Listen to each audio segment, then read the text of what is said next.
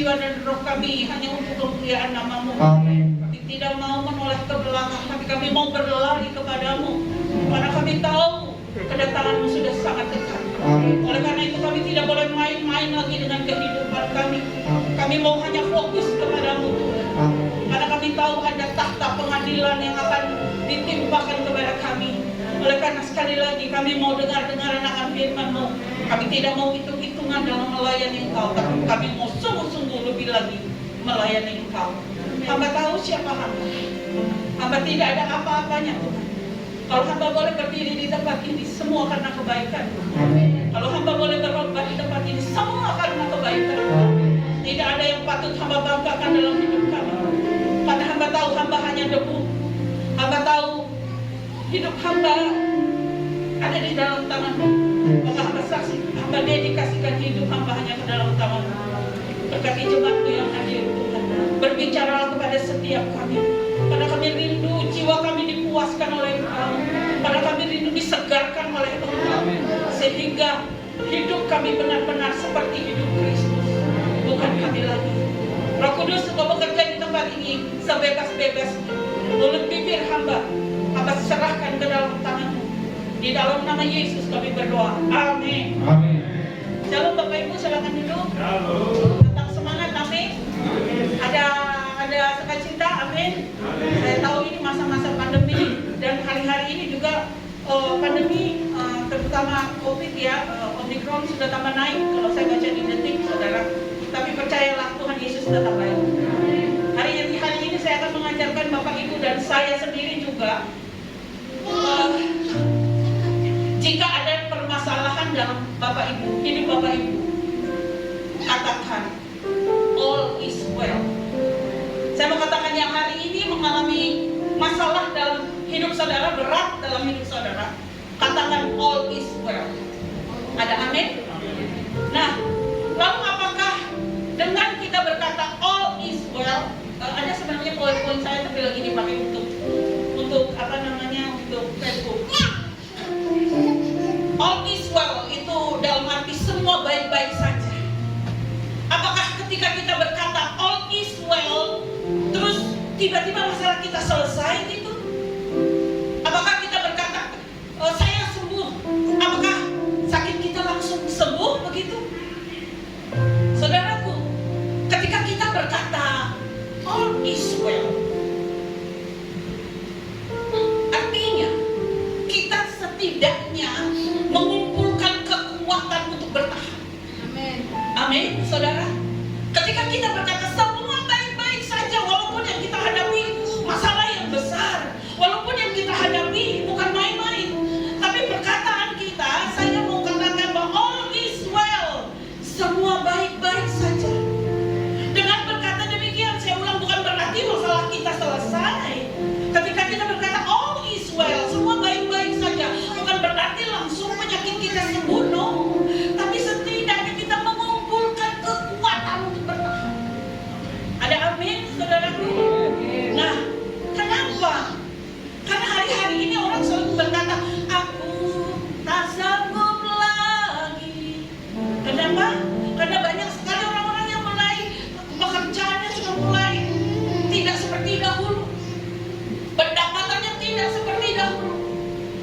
Sehingga apa? Saudara, mereka misalkan akan menemukan yang namanya jalan buntu. Dan ketika menemukan jalan buntu, mereka akan berkata sudah stop sampai di sini. Ketika menemukan jalan buntu, saudara mungkin berkata sudah sampai di sini saja. Tapi hari ini kita belajar, saudara dan saya datang ke gereja, katakan all is well. Artinya semua baik-baik saja. Walaupun di kantong saudara, di dompet saudara uang tinggal 100.000, sedangkan kita harus hidup dalam 1 minggu, kadang 1 bulan, duit cuma 100.000, tetap kita berkatakan all is well. Amin. Ada amin? Semua baik-baik saja. Karena apa? Allah yang kita sembah adalah Allah yang ajaib, yang ajaib, saudara. Uang 105 tambah 5 roti 2 ikan bisa kasih makan 5.000 orang. 100.000, saudara. Tuhan bisa tambahkan dalam hidup saudara. Ketika saudara berkata all is well, ketika saudara berkata baik-baik saja, walaupun di hadapan kita tantangan begitu berat, walaupun di hadapan kita kayaknya tempo begitu tinggi dan tidak mungkin kita bisa tembus, tapi tetap kita berkata all is well. Katakan amin, saudara. Ya, all is well, saudara. Saya ingat sekali ketika saya dalam perjalanan menuju Amerika, saudara, apa yang terjadi? Pesawat yang saya naiki turbulence selama 3 jam, saudara. Semua tidur, hanya saya yang berdoa. Saya dalam keadaan takut. Saya seakan mau melompat saja dari pesawat ini, karena saya sudah 3 jam berdoa. Pesawat tetap goyang, saudara. Seakan tidak ada Tuhan dengar doa-doa saya. Tapi pada titik saya capek, pada titik saya hampir putus asa, saya berkata all is well. Semua baik-baik saja. Walaupun pesawat dalam keadaan goyang, saudara, di hati saya tenang karena saya tahu all is well. Allah sendiri yang mengendalikan hidup saya. Amen. Yang setuju berikan tepuk tangan bagi dia. All is well. Semuanya baik-baik saja, saudara. Saya mau katakan kasih Tuhan terhadap saudara dan saya itu betapa dalam dan lebarnya, betapa panjangnya, yang tidak bisa diukur oleh apapun. Kasih setia Tuhan itu tidak bisa diukur oleh apapun. Terbukti hari ini saudara ada di gereja, saya percaya Tuhan ada diam di tengah-tengah saudara. Berikan tepuk tangan bagi saudara. Mari kita belajar hari ini dari Yokebed. Siapa Yokebed? Saudara pernah dengar nama Yokebed? Namanya jarang disebut dalam Alkitab. Tapi ketika saya berkata Musa, saudara tahu Musa? Iya, Musa lebih terkenal daripada Yokebed. Karena siapa? Musa adalah anak dari Yokebed. Yokebed itu di dalam Alkitab hanya 2 kali disebut namanya, di Keluaran dan di Bilangan. Setelah itu nama Yokebed tak pernah ada. Tapi walaupun dia hanya disebut namanya 2 kali di dalam Alkitab, melalui Yokebed ini, saudara, Tuhan pakai dia untuk menepati janjinya bagi bangsa Israel. Haleluya, saudara. Dan di dalam Alkitab hanya 2 paragraf menyebut nama Yokebed, yaitu tentang kelahiran dan penyelamatan Musa. Wow. Saudaraku, di Keluaran 2 ayat 1 sampai 10 yang kita belajar bagaimana kita supaya bisa berkata all is well dalam hidup kita. Maka begini, yang pertama, ada ketenangan di balik, ada kekuatan di balik ketenangan. Amin. Ada kekuatan di balik ketenangan. Kita bisa lihat di Kejadian 2 ayat 1 sampai 10. Tapi mari kita baca, boleh bantu saya di Ibrani 11 ayat 23. Ibrani 11 ayat 23. Ibrani 11 ayat 23. Saya baca saja. Ya, 3-2 ya. Karena iman maka Musa setelah ia lahir disembunyikan selama 3 bulan oleh orang tuanya, karena mereka melihat bahwa anak itu elok rupanya dan mereka tidak takut akan perintah raja. Saudara, apa sih perintah raja dari Firaun? Saya percaya kalau saudara baca Alkitab, saudara akan mengerti lagi. Jadi raja itu merasa insecure, dia tidak merasa tenang. Raja Firaun, karena apa, saudara? Dia tidak tenang karena dia khawatir jangan-jangan bangsa Ibrani itu lebih besar daripada bangsanya sendiri. Jadi Raja Firaun mengatakan demikian, bunuh semua laki-laki yang anak laki-laki yang lahir dari bangsa Ibrani. Itu perintah raja, saudara. Dan Musa dilahirkan dalam keadaan yang tidak enak. Tapi Yokebed, saya kasih jempol. Dia tidak takut terhadap perintah daripada raja. Walaupun akhirnya nyawanya sendiri dia harus pertaruhkan. Yokebed tetap memelihara Musa. Saya percaya itu tidak gampang, saudara. Harus sembunyi dari tentara Israel. Karena tentara Mesir, saudara. Saya percaya bahwa tentara Mesir itu berkeliling, saudara, untuk melihat adakah yang masih hidup dari anak-anak bangsa Ibrani. Tapi Yokebed, saudaraku, memberi teladan, memberi contoh bagi kita kekuatan seorang ibu terhadap anaknya. Haleluya. Saya ada di sini akibat kekuatan doa ibu saya. Amin. Ibu saya tidak pernah lelah untuk berdoa buat saya, supaya saya tetap ada di sini, supaya tidak gampang untuk menyerah ketika menghadapi tantangan, maju. Karena saya tahu saya bekerja untuk Tuhan, bukan untuk manusia. Berikan tepuk tangan bagi Tuhan. Yokebed, saudara, menjadi ibu yang luar biasa. Ada pepatah berkata demikian, keberuntungan berpihak pada yang berani.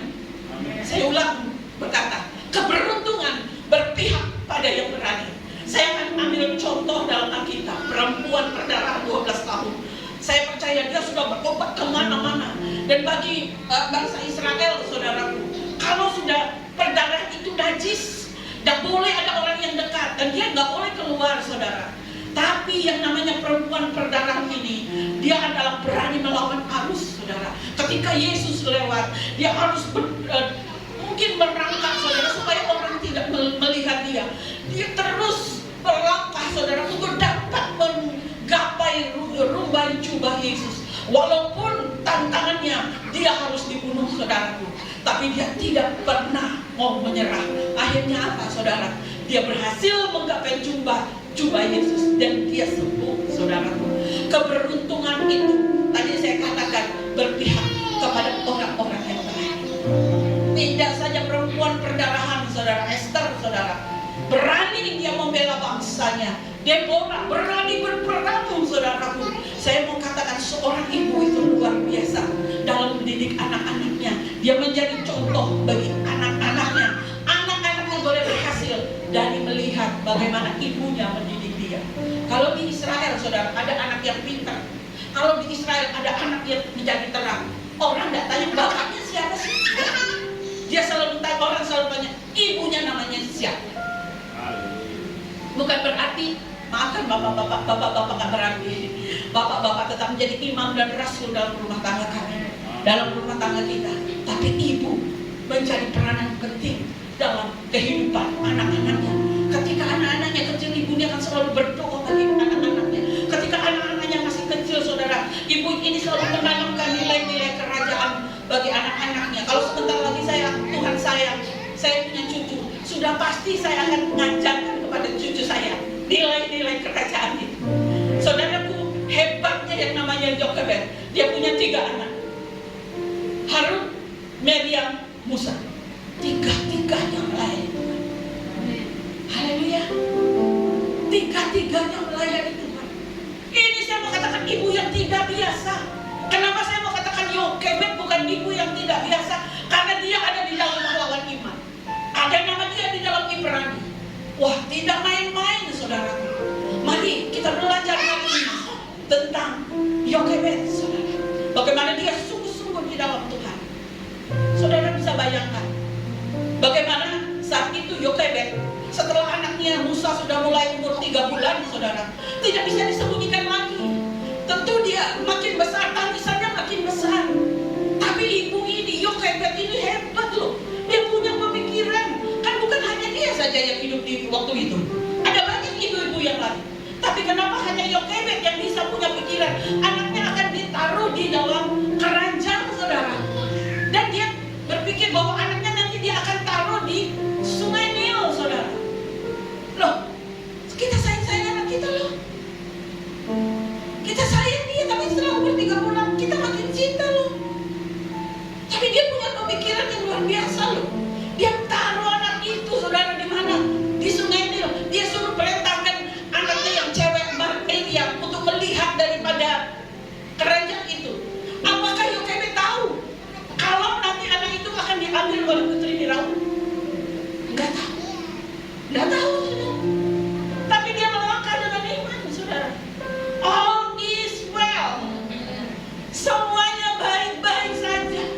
Walaupun kita nggak tahu apa yang terjadi di depan kita. Orang serang kita, orang memfitnah kita. Jangan terus. All is well. Semuanya baik-baik saja. Amin.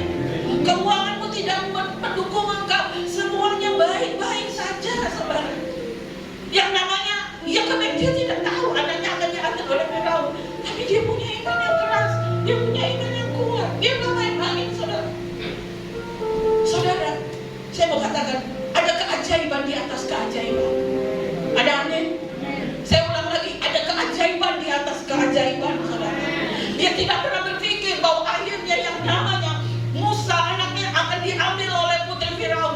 Padahal putri Firaun tahu, saudara, pengumuman apa yang diberikan oleh Raja Firaun untuk membunuh anak itu.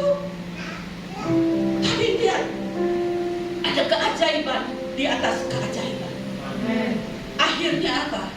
Meriam begitu tahu bahwa yang namanya Musa diambil oleh putri Firaun. Dia bilang apa? Ada ibu yang bisa menyusui anak itu. Ada keajaiban di atas keajaiban. Akhirnya apa? Musa dibawa lagi ke ibu kandungnya Yokebed. Saudara, bertahun-tahun Yokebed bisa menyusui dia lagi. Yokebed bisa memeluk anaknya lagi. Yokebed bisa mencium anaknya lagi. Ada keajaiban di atas keajaiban. Berikan tepuk tangan bagi dia. Mungkin saudara gak pernah berpikir, kalau saudara setia melayani Tuhan, percaya akan ada keajaiban di atas keajaiban. Ada amin, saudara. Mungkin saudara gak berpikir begini, aduh Tuhan, kenapa bawa ke saya ke masalah yang ini ya? Aduh Tuhan, kenapa izinkan saya mengalami ini? Saya mau katakan, ketika engkau berkata jiwaku baik-baik saja, all is well, akan ada keajaiban di atas keajaiban. Yang setuju berikan tepuk tangan bagi dia. Hari ini apakah saudara percaya ketika saudara berjalan ada Tuhan beserta saudara? Hari ini ketika engkau menangis, apakah ada Tuhan beserta saudara? Dia ikut menangis bersama saudara. Dan dia berkata, bersamaku semuanya baik-baik saja. Bersama Tuhan all is well. Haleluya. Tuhan dapat meneduhkan badai di sekitarmu, tetapi yang lebih sering dilakukannya adalah meneduhkan hati. Kadang-kadang kita menemu masalah, kita panik, saudara. Kadang-kadang masalah ini, aduh bagaimana ini? Kadang-kadang kita, aduh bagaimana ini? Hari ini Tuhan ajarkan kita, buang segala kekhawatiran. Hari ini saudara, Tuhan mengajarkan kita, buang segala ketakutanmu. Karena dia adalah Allah yang ajaib di atas adanya ajaib. ajaib. Di atas Yesus tidak ada. Oleh karena itu, be still about trusting to Jesus. Tinggal tenang bersama dengan Dia, bersandar kepada Dia. Hari ini yang letih lesu dan berbeban berat, sebagai hamba Tuhan saya katakan bersandar kepada Yesus. Jangan bersandar kepada manusia. Kita akan merasa tenang, kita akan merasa aman ketika kita bersandar kepada Yesus. Karena itu, saya mau saudara dan saya menempatkan Yesus di posisi yang tepat. Jangan menempatkan Yesus di posisi yang kedua, tapi Yesus nomor satu. Sekali lagi saya mau katakan, sekali Yesus, tetap Yesus. Selamanya Yesus yang menjadi Tuhan dalam hidup. Hari-hari ini orang berkata demikian. Saya akan bisa menemukan ketenangan kalau saya banyak duit. Saya bisa menemukan ketenangan kalau deposito bank saya banyak. Uang segalanya. Tapi saya mau berkata, uang bukan segalanya. Amin. Kita perlu uang, tapi uang bukan segalanya. Saya lihat banyak kok orang kaya juga tetap terjerumus dalam narkoba. Katanya apa? Saya tenang. Saya nggak tenang hidup saya. Makanya tadi saya berkata, mari kita sandarkan hidup kita hanya kepada Tuhan. Karena firman Tuhan berkata demikian di Ibrani 13 ayat 5b. Aku sekali-kali tidak membiarkan engkau dengan anak Tuhan yang hadir di GBI. Tuhan berkata, dan aku sekali-kali tidak akan meninggalkan engkau. All is well. Berikan tepuk tangan yuk.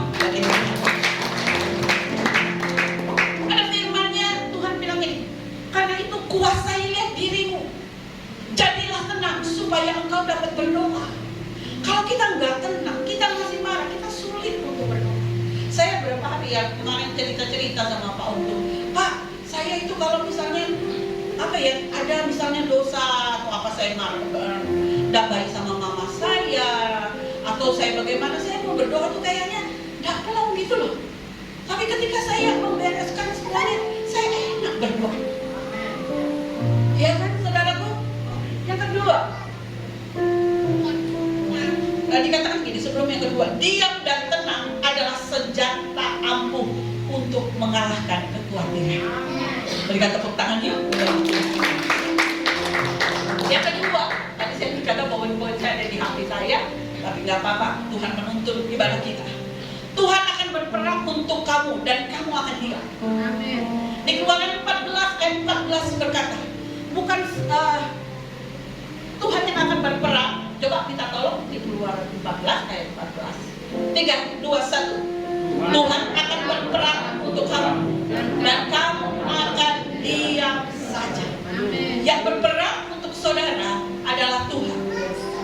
Bukan satu kebetulan bahwa Ibu Musa Yokebed meletakkan keranjang itu di Sungai Nil, dan bukan satu kebetulan juga bahwa putri Firaun ada di tempat itu dan mengambil bayi Musa. Saya mau katakan itu adalah kebesaran Tuhan. Ada amin? Karena gini, Tuhan itu yang mengendalikan setiap kejadian dalam hidup saudara dan saya. Haleluya. Dalam keadaan apapun Tuhan pegang kendali saudara. Dalam keadaan sakit pun Tuhan pegang kendali dalam hidup saudara. Saudara, sekali lagi saya mau katakan all is well. Ada seorang anak namanya Sally.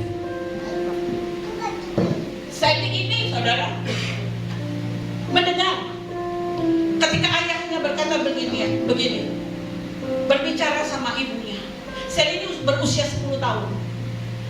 Dia mendengar ayahnya dan ibunya berkata bahwa kakak daripada Sally ini bisa hidup kalau operasi. Tapi kalau untuk operasi, kedua orang tua Sally ini tidak mempunyai uang karena biaya operasi itu begitu besar.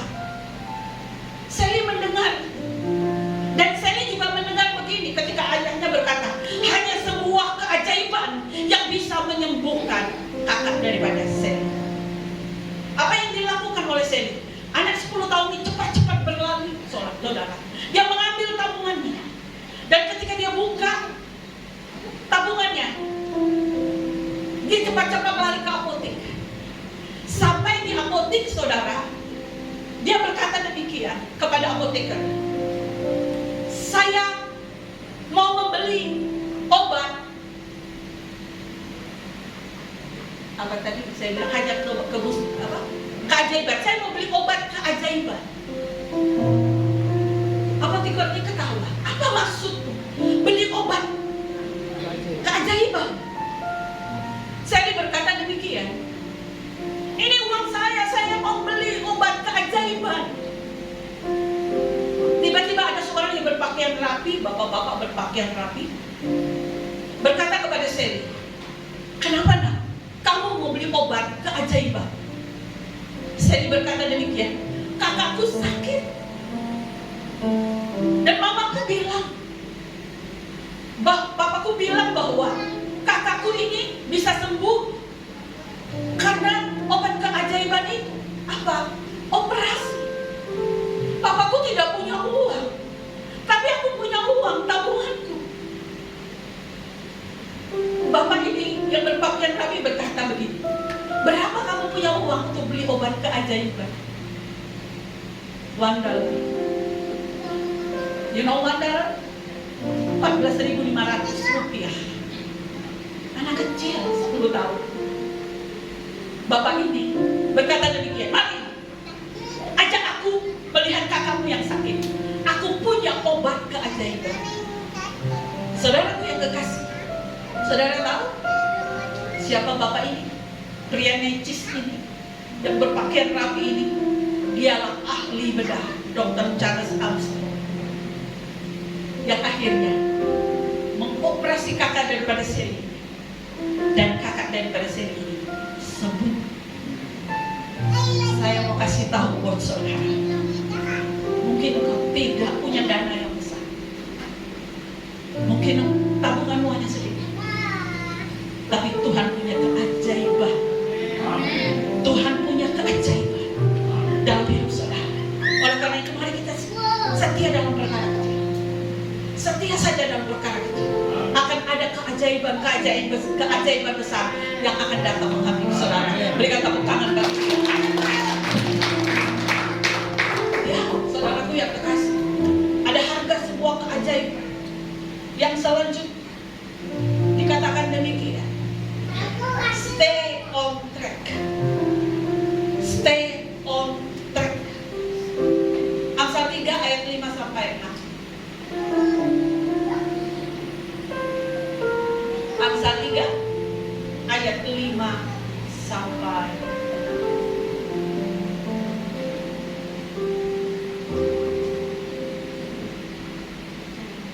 Dapat ya? Amsal 3 ayat 5 sampai 6. 3 2 ya. Percayalah kepada Tuhan dengan segenap hatimu dan janganlah bersandar kepada pengertianmu sendiri. Akuilah Dia dalam segala lakumu, maka Dia akan meluruskan jalanmu. Amin. Ya, yang Tuhan mau kita jangan menyimpang ke kanan dan ke kiri. Fokus hanya kepada Tuhan. Amin. Tetap setia kepada Tuhan. Amin. Tetap setia pada perkara yang Tuhan izinkan terjadi dalam hidupmu. Amin. Sebab kalau kita fokus hanya kepada Tuhan, Tuhan tidak pernah tutup mata. Saya mau berkata kepada saudara, saudara percaya atau tidak, berkat sudah disiapkan bagi saudara. Ada amin, saudaraku. Walau saudara belum melihat, walau saudara belum mendengar, tapi saudara harus tetap percaya. Jangan belok kanan, jangan belok kiri, maju terus. Katakan bersama saya, aku punya Yesus. Jadilah tenang. Kurang yakin saudara jawabnya. Ayo yang agak semangat sendiri, agak semangat. Aku punya Yesus. Jadilah tenang. All is well. Sekali lagi pulang dari tempat ini menemui masalah, katakan all is well. Mungkin orang tidak ngerti apa sih all is well. Hanya kita yang tahu ada di tempat ini ya. Haleluya, dan yang di luar tentunya ya. Ada masalah di luar, ada benturan sama anak, ada benturan sama tetangga, katakan all is well. Jangan saudara hanya dengar saja, saudara harus praktekkan. Haleluya, saya juga. Kadang orang Tuhan kenapa begini? All is well, semuanya baik-baik saja. Tokomu sepi, all is well. Amin, saudaraku. Sekali lagi nama Tuhan ditinggikan. Beri tepuk tangan.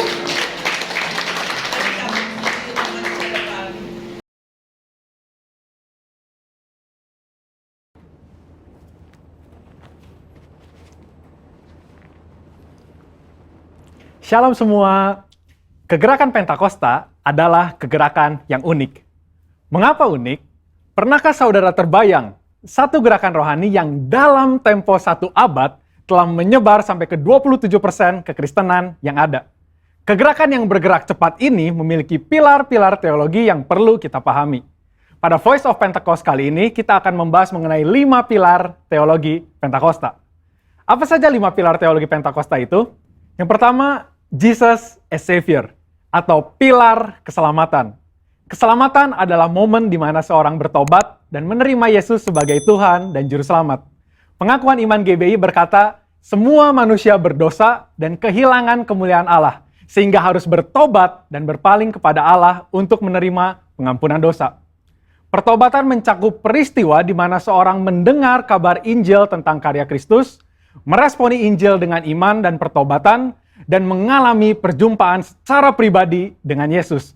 Hal ini yang terjadi ketika Petrus berkhotbah dalam Kisah Para Rasul 2 ayat 16-35. Di ayat 37 disebutkan bahwa orang-orang yang mendengar sangat terharu dan memberikan respon, yaitu bertobat dan menerima Yesus sebagai Tuhan dan Juru Selamat. Bukankah hampir sebagian besar khotbah-khotbah dari Pentakosta menekankan akan pertobatan dan kepercayaan kepada Yesus sebagai Juru Selamat pribadi? Yang kedua, Jesus as Sanctifier, atau pilar pengudusan. Ketika seorang diselamatkan, dia memasuki proses yang bernama pengudusan. Pengakuan iman GBI berkata penyucian hidup adalah buah kelahiran baru karena percaya dalam darah Yesus, dikerjakan oleh kuasa firman Allah dan Roh Kudus. Karena itu kesucian itu azas dan prinsip hidup umat Kristen. Insan Pentakosta percaya bahwa anugerah keselamatan harus diresponi dengan benar dalam takut akan Allah. Filipi 2 ayat 12-13 berkata, kerjakan keselamatanmu dengan takut dan gentar. Karena Allah lah yang mengerjakan di dalam kamu, baik kemauan maupun pekerjaan menurut kerelaannya. Di sini terlihat tanggung jawab orang percaya untuk mengerjakan keselamatannya, atau menguduskan kehidupannya dalam takut akan Allah. Proses pengudusan ini akan kita jalani selama kita hidup, dengan tujuan agar kita menjadi segambar dan serupa dengan Kristus. Pengudusan pun berbicara kita meninggalkan kehidupan lama kita, ataupun kebiasaan lama kita yang tergolong dosa, dan menjadi pribadi yang baru di dalam Kristus. Tidak lagi hidup di dalam dosa. Yang ketiga, Jesus as Spirit Baptizer, atau pilar baptisan Roh Kudus. Ini adalah bagian penting dan merupakan pilar sentral yang mengikat keseluruhan 5 pilar yang ada. Baptisan Roh Kudus yang dimaksud adalah baptisan yang dialami setelah seorang lahir baru, sebuah pengalaman yang juga bisa disebut sebagai kepenuhan roh, pencurahan roh, dan menerima Roh Kudus. Tanda awal seorang dibaptis oleh Roh Kudus adalah dia berkata-kata dalam bahasa roh sebagaimana yang diilhamkan oleh Roh Kudus. Baptisan Roh Kudus akan menghasilkan dampak secara internal maupun eksternal. Secara internal, yaitu kehidupan penyembahan yang lebih intim dengan Bapa. Karena menurut 1 Korintus 14 ayat 2, disebutkan bahwa orang yang menyembah dalam roh adalah mereka yang berkata-kata secara rahasia kepada Bapa. Pada ayat 4 pun dijelaskan bahwa saat kita berbahasa roh, kita sedang membangun diri kita. Secara eksternal, baptisan roh memberikan kuasa untuk menyelesaikan amanat agung. Seperti yang tercatat di dalam Kisah Para Rasul 1 ayat 8, dapat kita lihat di Alkitab bahwa pelayanan para murid berubah begitu mereka menerima baptisan Roh Kudus. Mereka menyembuhkan orang sakit, membangkitkan orang mati, mengusir setan, dan lain sebagainya. Yang keempat, Jesus as Healer, atau pilar kesembuhan ilahi. Di dalam pengakuan iman GBI, kita mempercayai bahwa kesembuhan ilahi tersedia dalam korban penebusan Yesus untuk semua orang percaya. Bagian ini sangat penting, karena kita mempercayai bahwa tanda dan mujizat masih berlaku di zaman ini. Orang yang telah dipenuhi Roh Kudus akan melakukan pelayanan dengan tanda-tanda seperti yang Yesus katakan dalam Markus 16 ayat 18-19. Mereka akan meletakkan tangannya ke atas orang sakit dan orang itu akan sembuh. Dari mana kuasa untuk menyembuhkan itu datang? Dari kepenuhan Roh Kudus yang dijanjikan oleh Bapa kepada setiap orang percaya. Kita percaya bahwa kematian Kristus telah menebus segala dosa-dosa kita, termasuk menanggung segala sakit penyakit kita. Yesaya 53 ayat 4a jelas berkata bahwa tetapi sesungguhnya penyakit kitalah yang ditanggungnya. Yang kelima, Jesus as soon coming King, atau pilar kedatangan Yesus yang kedua dengan segera. Pilar terakhir ini dipandang sebagai motivasi dan semangat untuk menyelesaikan amanat agung, memberitakan Injil dengan kuasa Roh Kudus, serta hidup dalam kekudusan. Kita percaya bahwa Yesus akan datang kali yang kedua untuk menjemput kita dengan segera.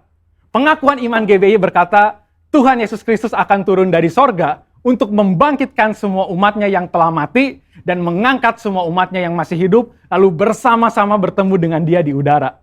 Kemudian ia akan datang kembali dan bersama orang kudusnya untuk mendirikan kerajaan 1000 tahun di bumi ini. Kita percaya kedatangan Yesus untuk yang kedua kalinya untuk menjemput mempelainya yang masih hidup, atau biasa disebut rapture ini, akan terjadi secara tiba-tiba dan tanpa seorang pun tahu kapan waktunya. Ketidaktahuan kapan Yesus akan datang inilah yang akan mendorong setiap kita untuk dapat mempersiapkan diri sebaik-baiknya dan tetap hidup dalam integritas. Saya percaya pemahaman ini membawa kita semakin semangat di dalam menyelesaikan amanat agung dengan api Pentakosta ketiga. Saudara, untuk penjelasan lebih lengkapnya dari tim teologi kami, jangan lupa buka link yang ada di atas atau scan QR Code yang tersedia. Tuhan Yesus memberkati.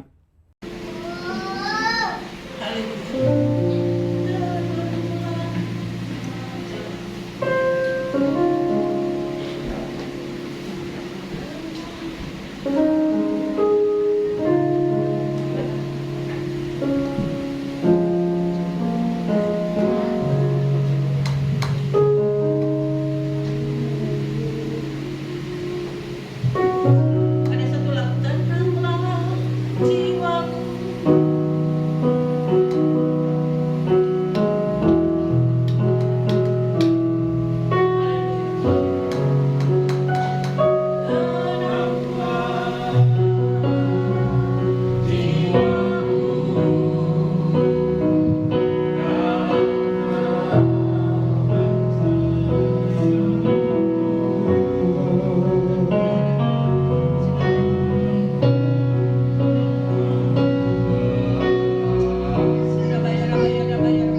Saudara tunjukkan kepada saudara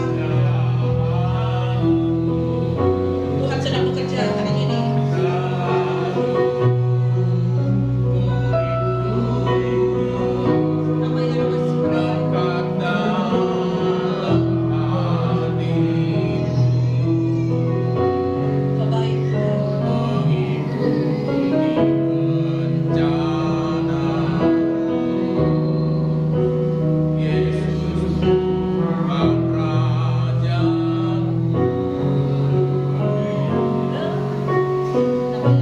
Terima kasih Tuhan, kami tahu saat kami berkata baik, semuanya baik-baik saja.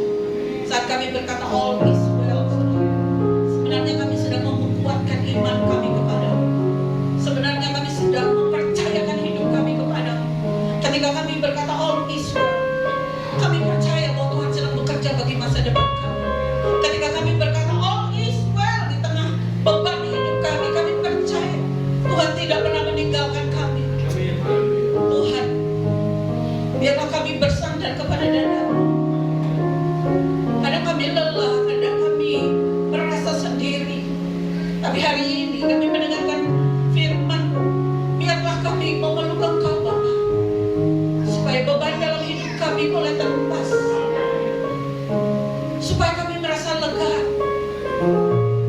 supaya kami melihat kebaikan-kebaikan-Mu dalam hidup kami. Mari Bapa, mari Bapa, pegang setiap tangan kami, pegang setiap kami, dan kami berkata, all is well, semuanya baik-baik saja. Kami berdoa buat jemaat-Mu yang hadir, Tuhan, kuatkan dan teguhkan hati mereka, yang dalam gelisah, yang dalam khawatir, yang dalam ketakutan hari ini, mereka boleh berkata, all is well. Tuhan sedang bekerja bagi masa depan. Tuhan sedang bekerja bagi kesusahan.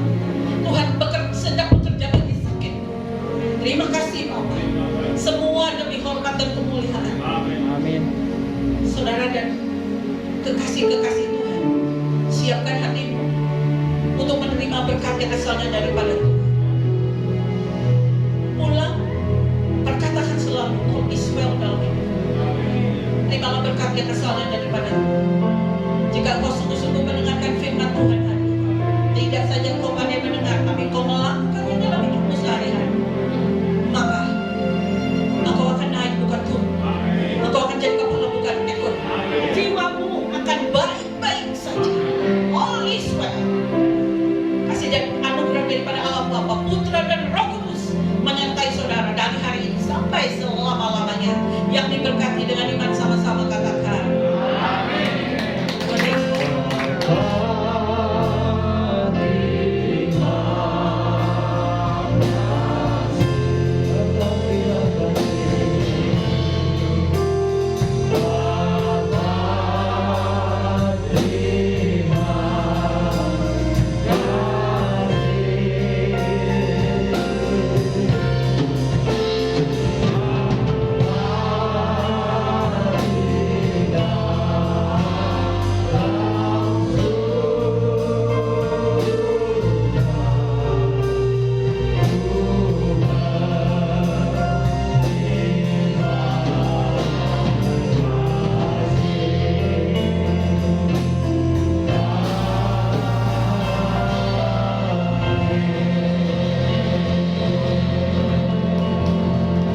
Jemaat Tuhan dipersilakan duduk dan bersatu sejenak.